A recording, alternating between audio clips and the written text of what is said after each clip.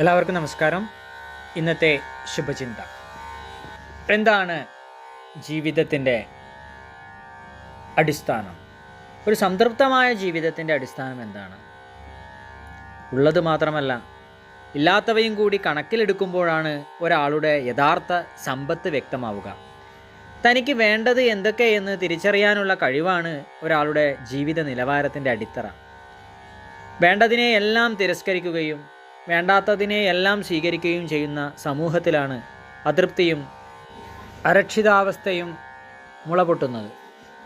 അത്യാവശ്യത്തെയും ആവശ്യത്തെയും അനാവശ്യത്തെയും നിർവചിക്കാനും തരംതിരിക്കാനും അറിയുന്നവർക്ക് സ്വത്തും സാമഗ്രികളും ലക്ഷ്യമാകില്ല, മാർഗം മാത്രമായിരിക്കും ലക്ഷ്യം. എല്ലാവർക്കും നന്മകളുണ്ടാകട്ടെ. എല്ലാവർക്കും ജീവിത വിജയം ഉണ്ടാകട്ടെ. നന്ദി, നമസ്കാരം.